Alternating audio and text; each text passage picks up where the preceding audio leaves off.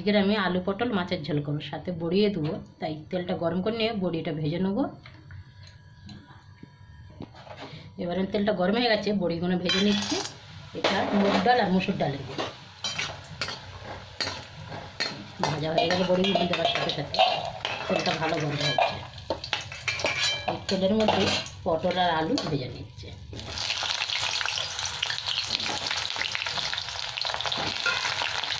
আমি দুটো আলু কেটে রেখে সেটা দিয়ে দিলাম।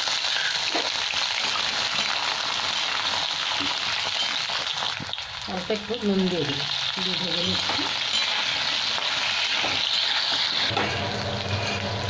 এখানে আমার পটলগুলো ভাজা হয়ে গেছে। এবার আমি উঠিয়ে নিচ্ছি। তেলের মধ্যে মাছগুলো ভেজে নেব। মাছগুলো ভেজে নিচ্ছি। রুই মাছ নুন হলুদ মাখিয়ে রেখে দিয়েছিলাম, অনেক সময় হয়ে যাচ্ছে।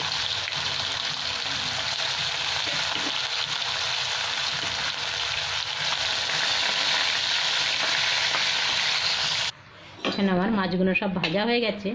এবার আমি মাছের ঝোলটা বসিয়ে দেবো। এদিকে তেলের মধ্যে দিয়ে দিলাম 5 ফোঁটন, ছোট্ট এক টুকরো তেজপাতা। এবার আমি 5 ফোঁটনটা ভাজা হয়ে গেছে, অর্ধেকটা টমেটো বাটা দিয়ে দিলাম। সাথে আমি একটু মশলাও দিয়ে দিচ্ছি। দিয়ে দিলাম হলুদ, এখানে ধনে পাউডার আর জিরে একসাথে মিক্স করেই কাশ্মীরি লঙ্কার গুঁড়ো দিলাম। এবার অল্প একটু জল দেবো, দিয়ে মশলাটা ভালো করে ভেজে নেব।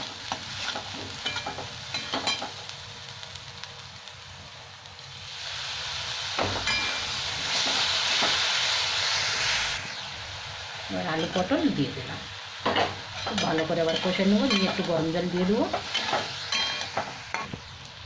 কটা কাঁচা লঙ্কা দিয়ে দিচ্ছি। এবার একটু নুন দিয়ে দিলাম। গরম জলটা আমার হয়ে গেছে, মশলাতে তেলও ছেড়ে দিয়েছে ভালো। একটু গরম জলটা আমি দিয়ে দিচ্ছি।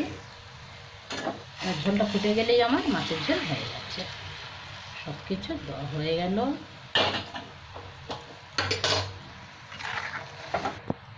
মাছের ঝোল আমার আলুগুলো সেদ্ধ হয়ে গেছে। এবার আমি মাছটার বড়িটা দিয়ে দিচ্ছি।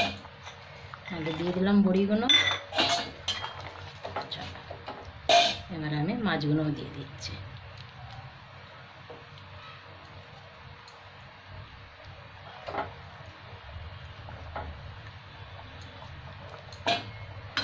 একটু ফুটে গেলেই হয়ে যাবে আমার মাছের ঝোল, দুপুরের মাছের ঝোল ভাত। আমার মাছের ঝোলটা একদম হয়ে গেছে, গ্যাসটা বন্ধ করে দিলাম। ঝোলটা টেনে দিয়েছি, গ্যাসটা বন্ধ করলাম।